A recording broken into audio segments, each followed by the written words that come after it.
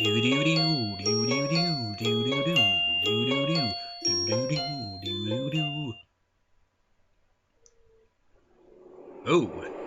your face is reflected in the window. I don't think I like riding on buses. Well, I was about to say neither do I, but actually riding on a bus isn't really all that bad. It's waiting for the damn bus that I don't like. I mean, sure, the buses are slow and they make me all drowsy with how long it takes. Sometimes it's the other week when I was getting home from the college, and the bus got stuck in horrible traffic. You know, traffic where you move only a little bit every freaking minute or so. Real slow traffic is just and it's been a long day as well, a lot of walking, waiting for a bus that didn't show up, so I freaking went to the bus station instead of waiting at the stop because the stop didn't have the one going there. So I just had to walk after stand there like a statue for more than half an hour, and the walk back takes forever as well. Had to wait for the bus at the station, got on the bus, and traffic. So yeah, not very fun, the buses, but riding them isn't really the problem. It's the waiting for them part that I really don't like. Actually, I think I'm pretty comfortable saying that as a fact.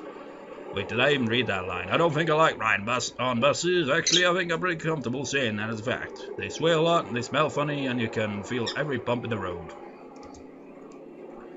Yeah, bumps in the road. Oh, that's horrible. I remember this one time on a bus, and when there's loads of bumps and all that, and your stomach's I'm really not looking forward to this.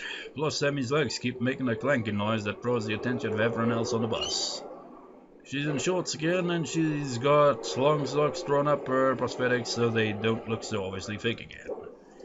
But they don't stop the odd look or two every time her legs bump together with an audible cluck. I shift nervously in my seat, and Emmy raises an eyebrow questionably. She doesn't seem to mind the stares, either that or she doesn't even notice that people are staring. I'm sure she's gotten her fill of odd looks before. After a certain amount of time, I doubt she'd notice any more. Not that she'd ever tell me if I asked. No, fact is, I'm not just uncomfortable about the bus. I can't seem to come to terms with the fact that Emmy appears to be trying to bring me closer while at the same time pushing me away. The nurse said she trusts me even if it doesn't look like it. But I'm not sure I can trust the nurse. He's protective of Emmy just like I'm protective of Emmy, and I'd be likely to say something to make her look good if someone asked me about her. So he might just be doing that. Still, there was something about the way he seemed generally surprised that Emmy invited me along. Maybe last night's talk helped more than I think, but I'm still worried. Meeting the parents is a big deal, right? Not that I haven't already met Emmy's mother, but that was just as an acquaintance. Now it's going to be as Emmy's boyfriend with everything that implies. I can feel my heart pounding in my chest, an echo of that snow-covered afternoon that feels like it was so long ago that it might as well be another life entirely. Except then, I didn't know what was going on.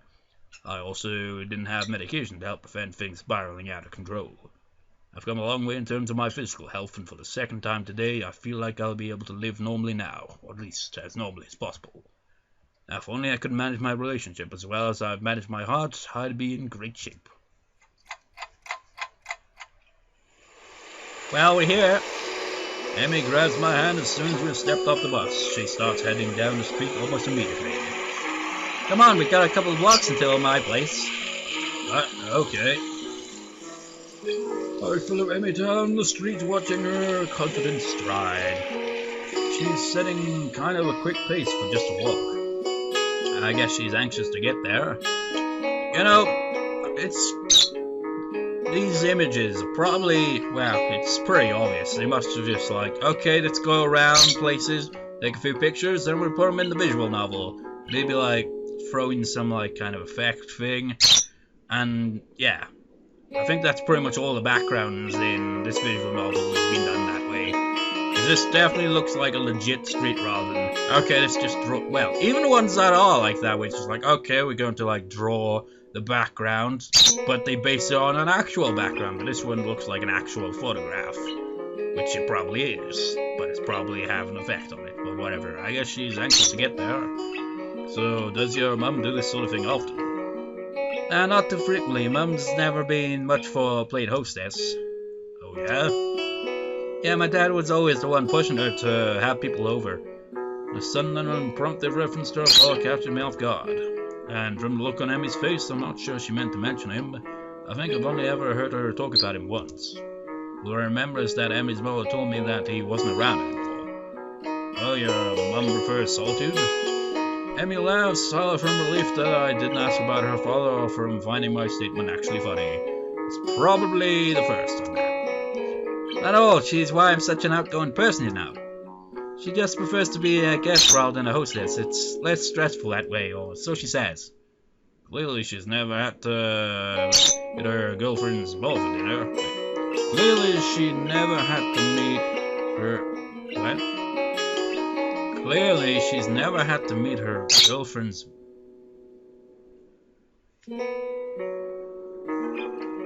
Is it just me or does that line sound confusing? Clearly she's never had to meet her girlfriend's mother for dinner. Or am I having a brain fart moment, or does that... Emmy giggles again and speaks in a teasing tone. Nervous as hell? You shouldn't be, you know. It's not that big a deal. Just dinner at my house, that's all. Yeah, but have you ever brought home a boyfriend before?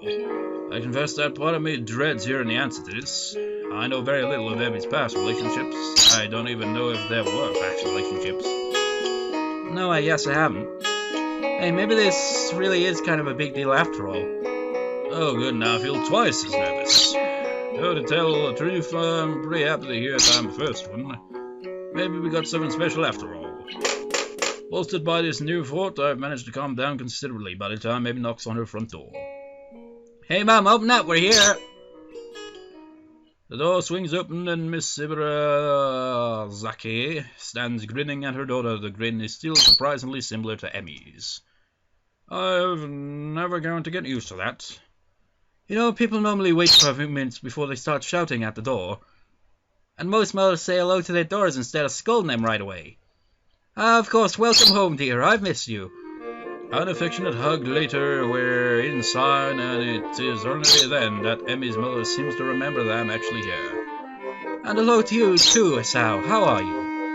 I'm quite well, thank you. Nice to not have school to worry about for a little bit.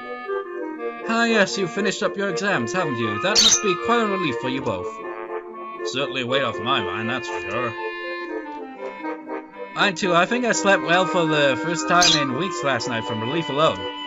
If this news is a surprise to Emmy's mother, she doesn't show it. Still, her response betrays a note of interest.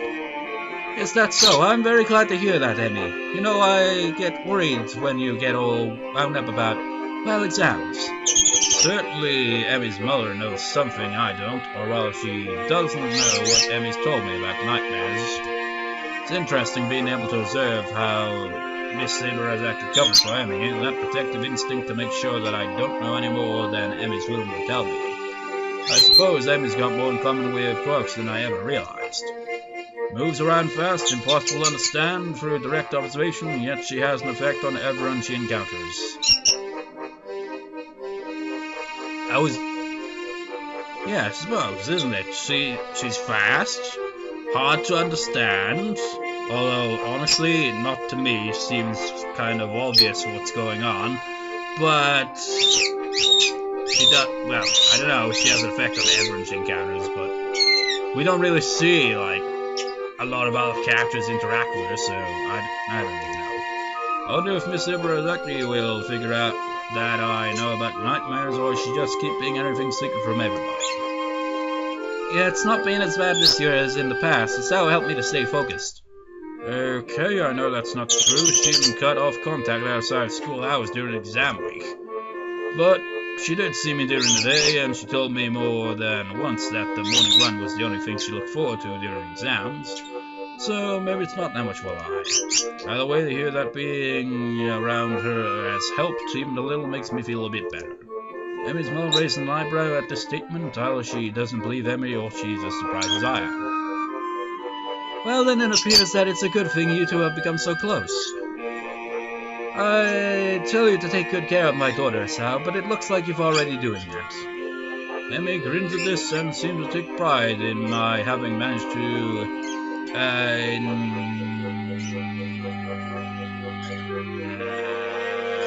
do it for myself with her all so easily, forgetting how to pronounce words that I don't pronounce very often, if ever. Actually, I'd say your daughter's been the one taking care of me. She's got me out and running.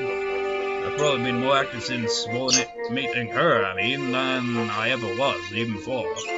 And actually, I haven't thought of it that much, nor had I ever appreciated the humour in it. I wasn't too active before the heart attack. Pickup games of soccer don't really count since they weren't that common.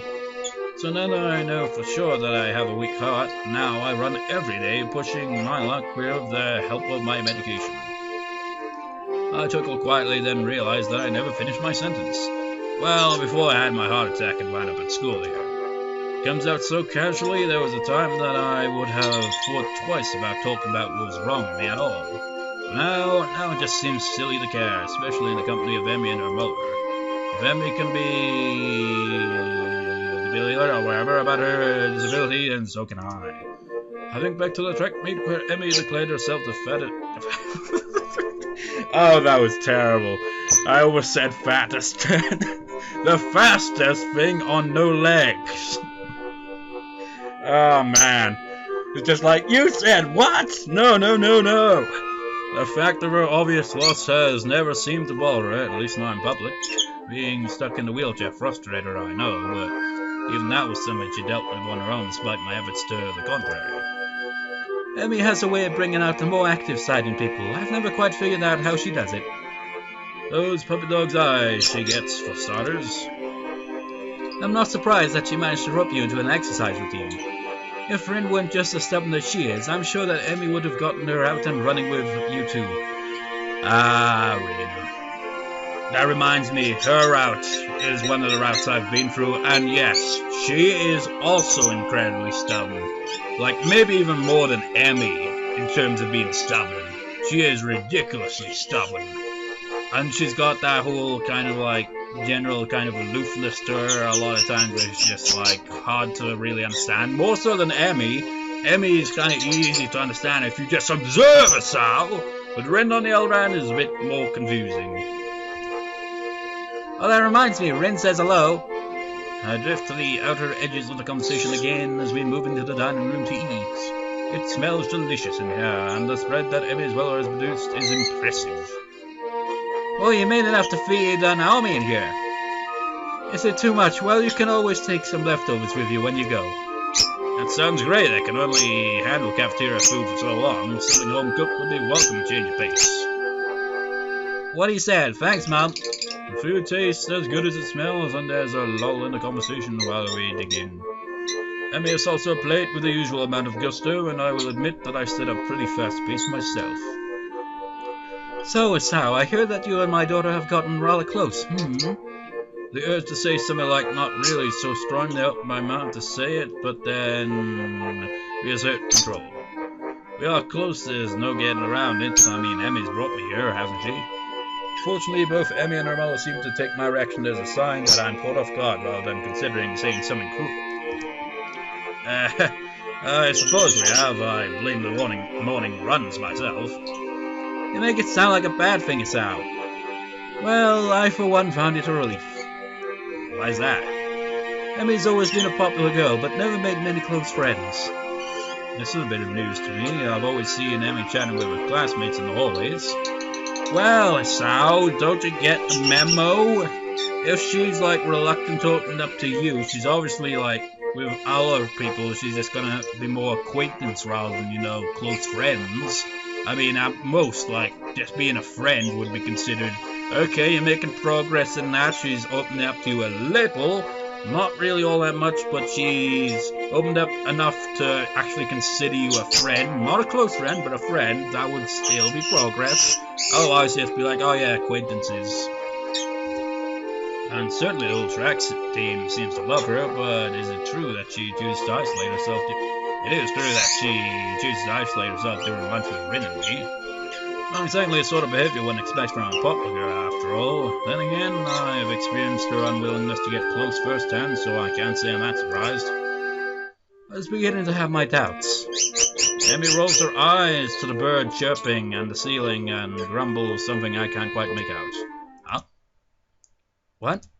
What's that you just said? Nothing. Miss Ibarazaki chokes on her drink with laughter. You've been hanging out with the nurse too long, Emmy. I'm going to have to talk to him about corrupting my daughter. Somehow I don't think that would be very effective. I learned most of it from you anyway, not the nurse. Oh, there's that face.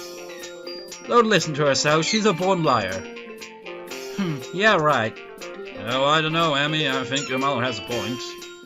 What? You traitor, you're supposed to take my side in this. Yeah, but you did lie about your leg after the Ow! I kick in the shins. Oh, not the shins. Shit, that hurts. From an unmistakably plastic. Oh! Ow! Foot cuts me off, but not before Miss Ibarazaki's eyebrows shoot upwards. Oh, that's gotta hurt. What about your leg? It wasn't a big deal, that's all. I was, in a wheelchair for a bit. The last few mumbled words are quickly deciphered by Emmy's mother. I suspect she has experience with this sort of thing, and a worried frown appears on her face. So that's why you kept dodging my calls. Oh, Emmy, I know how much you hate being in a wheelchair. I wonder you've been in such a mood lately. Yeah, she's much happier on her feet, so to speak. Well, of course, you spent enough time in the chair just after the accident. She didn't get prosthetics immediately? No, she had to finish healing up before they let her start the sort of therapy you've got to go through to adjust to those things. Especially since she wanted to run on them. I had no idea. Yeah, it sucked though. Did you see Rin's mural at the festival? Emmy's sudden change of topic makes me realize lately that she's been fidgeting the whole time her mother and I have been talking. It's like, no, drop it, drop the subject. I should have figured on her being a little skittish when it comes to talking about the accident, even around her mother. No, I didn't make it out to the festival, remember? Although I caught a glimpse of it at your track meet, it seemed pretty weird to me. I think that's more or less what she's going for. She talked a lot about it being dreamlike, or trying to make it dreamlike. She's been playing Yume Nikki the past week or so, painting it, actually. Well, I suppose she could play video games even without arms. I mean, she's able to paint with her feet, she'd probably be able to play video games with her feet as well. Rin's art is one of those things I don't think I'll ever understand. That's not surprising, I don't think Rin expects to be understood. She told me once that art allows people to understand stuff they wouldn't understand otherwise, but all the same she doesn't think it actually works that way. I'm surprised that Emmy's talked about this with Rin extensively enough to actually have Rin's opinion such as it is. Though I expect that Rin could not, if she were so inclined, say the same thing about Emmy's. Unless, of course, Emmy is purposely keeping me in the dark about everything, which is likely but unpleasant to think about. I drift down this unpleasant train of thought for a while, losing track of the conversation. Hey, Emmy, I've been meaning to ask. Huh? Are you going to visit your fall this year? From the way she says it, you'd think Emmy's mother was talking about the well. From the way Emmy reacts, it's clearly not the well they're talking about. Oh, shit. She flinches, a slight jerk of the head backwards as if she's just been slapped in the face. Can we talk about this later? Her voice sounds brittle, strained. It looks as if she's been severely shaken by the question. It seems that Miss Ibarazaki misjudged how close Emmy and I are. Some things, it seems, are best not conversed about with me around. Her father is one of those things. The accident that took her legs is probably another one of those things, if her reaction to the earlier conversation between her mother and myself is any indication, and an indication that Sao is not realizing that the two cases are very much related. It doesn't take Emmy's mother long to realize she's screwed up. Of course we can, dear. I'm sorry to bring it up. I just wanted to ask so I could make plans. It's fine. Don't worry about it. Emmy fidgets nervously as if embarrassed by her own reaction. I confess that her reaction is confusing. She only just mentioned her fall to me earlier today, less than a few hours ago even. Why does a simple question about when she'll visit her father cause such a strong reaction? Well, because visiting her father is not The type of visiting that you probably have in your head as to what it is, how? Unless wherever serenity she claimed to have reached by means of our talk the previous evening has suddenly evaporated, or it didn't help as much as she thought or claimed. I'll be right back. Gotta visit the little girl's room. Emmy gets up suddenly and leaves the table, leaving me and Miss Ibarazaki alone. I'm a little conflicted. Should I go after her or should I stay here? It's obvious that Emmy's departure was not based on the call of nature. Something's bothering her. I have to know what it is. How do I go about it? Okay, so there's apparently 3 different endings for her route. The good ending, which I suppose would be the true ending, the bad ending, and the alternative ending, which goes back to the good ending, apparently. I've never actually tried the bad ending or the alternative ending, but I think you can only do those... Wait, actually, let me check. Yeah, it's probably be best to save here, so we can instant replay like the walkthrough suggests. We'll go for the normal way this time. We talk to her. The bad ending is going after her and like picking one of the 2 choices, and the alternative would be picking the opposite choice, but essentially would still involve that. But we'll do that after we get the ending the normal way. So talk to her. There's an awkward silence at the table for a while. After Emmy dashes off, I can't think of anything to say. Emmy's mellow sighs breaking the silence. Sorry about that, Asao. I sometimes forget that Emmy's touchy about certain subjects. And I was talking about the wheelchair thing too. Should I go after her? Heavens no, she didn't leave the table to continue the conversation, you know. Well, if she's troubled, shouldn't someone help her? If it were anyone else, I'd say yes, but my daughter is as stubborn as a mule, and if she wants to be alone, it's best to let her be alone. Otherwise, she'll probably say something she'd regret, which would cause you to say something you'd regret. And I would prefer that it doesn't end with one of the both of you storming out of the house. If that were to happen, I'd be a terrible hostess, wouldn't I? I've already acted as a fool once today. That's okay. I shouldn't have brought up the wheelchair, apparently. Miss Ibarazaki frowns, clearly more bothered by Emmy's omission than she'd let on. I wish she wouldn't do that. It just makes me worry more, you know. She does this often? What, running off to the bathroom? No, I can't say she does. Keep injuries from her mother, well, that's a little more common. Every time I catch her lying like that, she assures me that the only reason she didn't tell me is because it wasn't a big deal. If it's any consolation, I'm sure the only reason I know about it at all is because I saw her every day. It's a dry chuckle from across the table. Miss Ibarazaki sighs a little sadly. Still hesitant about getting close to people, huh? I keep hoping that she'll get over that. It's funny, really. She's bounced back so well from the accident in so many ways. I guess some things never really go away. From the looks of it, the whole thing still bothers her too. She seems to be a little bit more willing to talk about the accident without Emmy around, though. Hey, I've got a question, if it's alright. Oh? What else did Emmy lose in the accident? The nurse said that she gets this way near the anniversary and she won't talk to me about it. So you thought I'd fill you in, Yeah, hopefully. Well, there's a problem with that request, you know. Let me guess, you promised Emmy that you wouldn't tell anyone she wouldn't want to know, and you don't know if she wants me to know.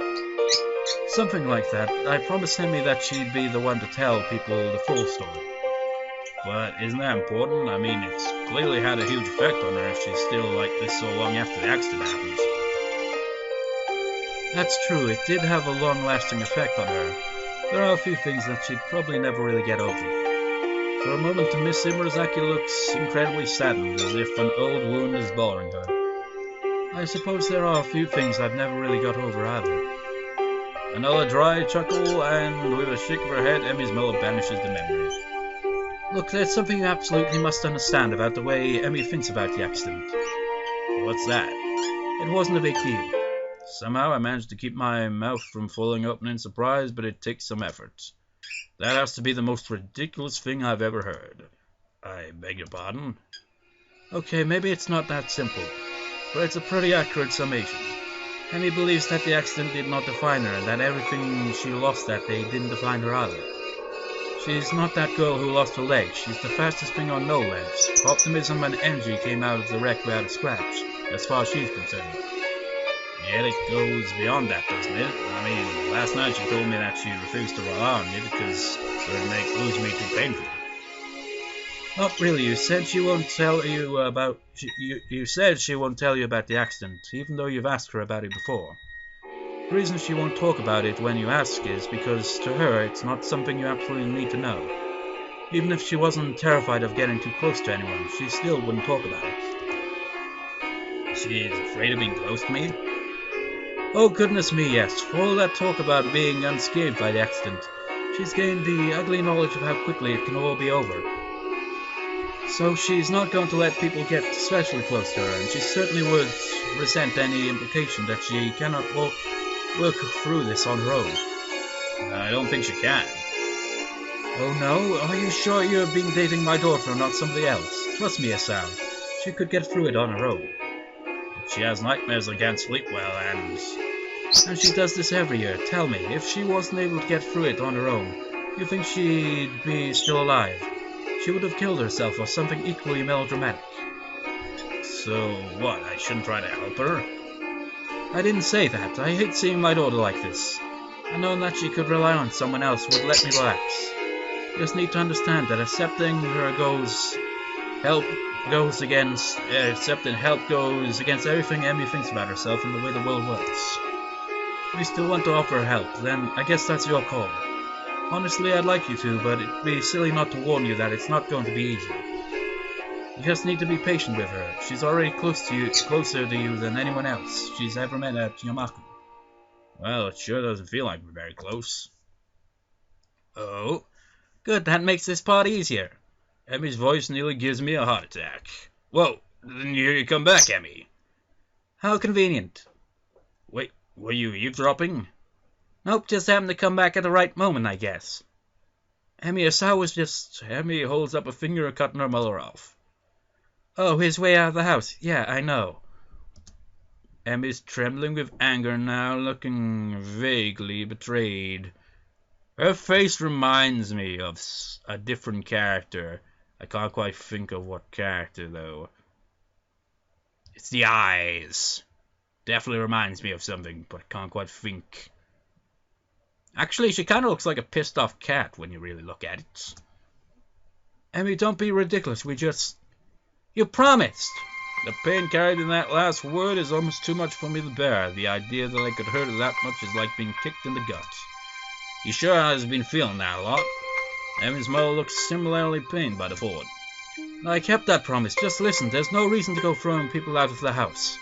Emmy's mother seems to be both angry at her daughter's outburst and embarrassed that I'm a witness to it.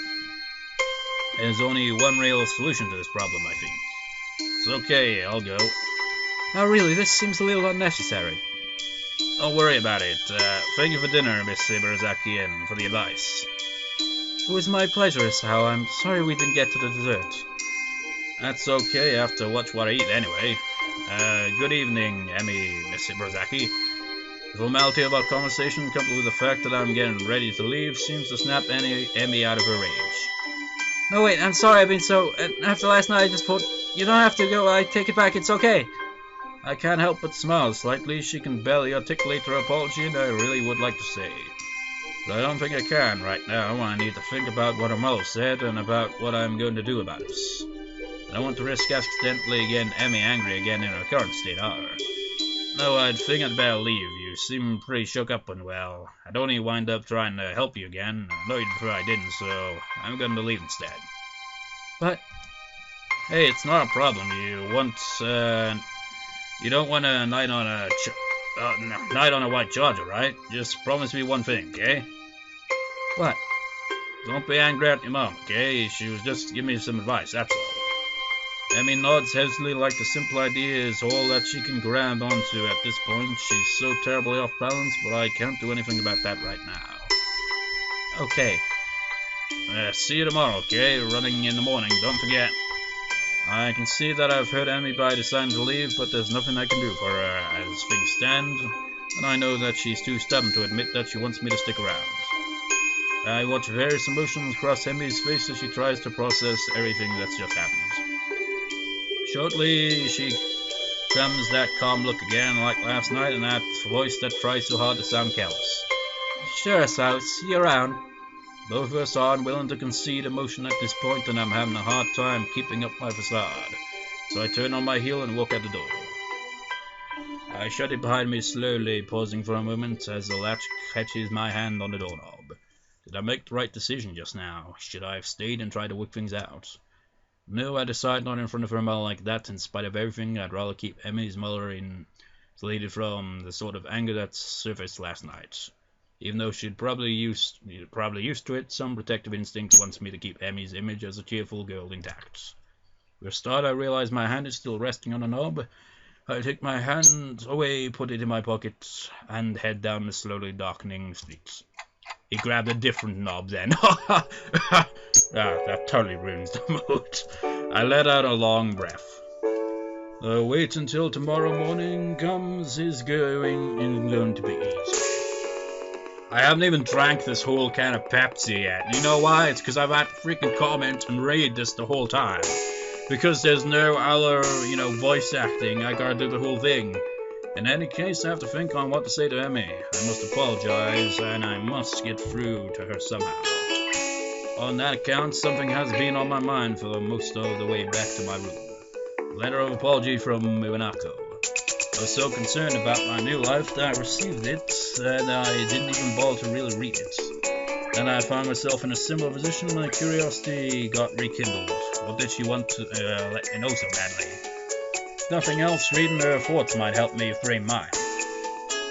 Now, I think he does this every round, a variation of this where he will check the letter again, but it's like different each time, I think. But essentially, the letter is obviously the same, but the way he goes about it is similar but different. I don't know. I haven't actually played for all the routes. Like Shizune's route and Lily's route and Kenji's bad end thing. I haven't gone through those. I haven't gone through bad endings or any alternative endings, but I've gone through this route before, I've gone through Hanako's route before, and I've gone through Rin's route before. But like I said, no bad endings or alternative ones that I've done, which I'm going to do in this LP. I remember tossing it away. Damn, where did I throw that thing? I check in under my desk, that turns up nothing, so I look for harder to reach, more unlikely locations. Well, now I know where that lost sock went, at least. Oh, don't you just hate that? You're looking for something, and you just find something you hadn't found for ages. You find that, but not the thing you're looking for, so you're like, oh, that's where that went. I was looking for that 2 months ago. Why is there now I find it when I'm looking for someone else? Still no letter, though. It's when I try to sweep my arm under my nightstand that I feel something crinkly jammed between it and the wall. Grunting a little with the effort, I reach for my prize and soon manage to bring it into the light. Bingo! I sit at my desk and spread the crumpled paper open. A flick turns on the table light. Skipping past the empty pleasantries, I look for the point where I stop reading. Ah, here it is.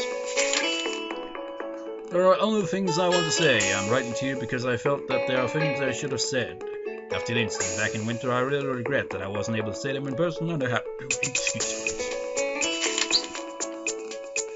The truth is, the time when I visited you at the hospital made me worried about you. I'm not talking about your health. You seem to become more distant and disheartened. It was natural after something like that happened, I'm sure, but somehow I got the feeling that you had given up on something back then. Happiness, maybe? Given up on happiness. It sounds unpleasantly familiar. I wanted to somehow express my feelings, but the right words didn't come to me. I couldn't say anything to comfort you. I am really sorry for not being able to support you when it mattered the most. Even though I like you so much, at least now, finally, I can be more honest. If I could go back to those quiet days in February and March, I'd tell you to not give up on yourself. That's what I would say. Maybe you wouldn't have drifted so far away if I had just said something. I hope you've managed to get back on your feet on your own. Now that the distance between us is also physical, it also feels more final somehow. I wonder if we will meet again. Perhaps it's for the best if we don't. Still, if you would like to correspond with me, by all means write me back. I'd very much like to hear about your new school and how you are doing. I wish you all the best. Sincerely, Iwanako. After finishing reading the letter, I smoothed it out carefully and set it aside on my desk.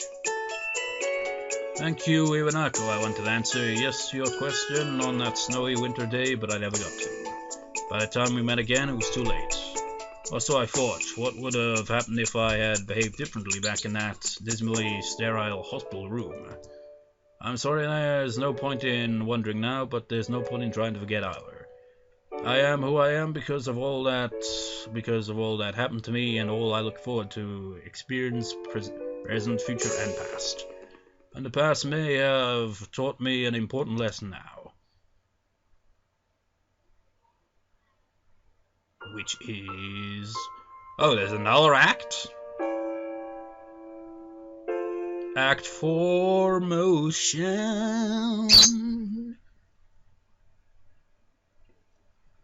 Man, how long is this route? I thought we were at the end with, like, the final choice showing up.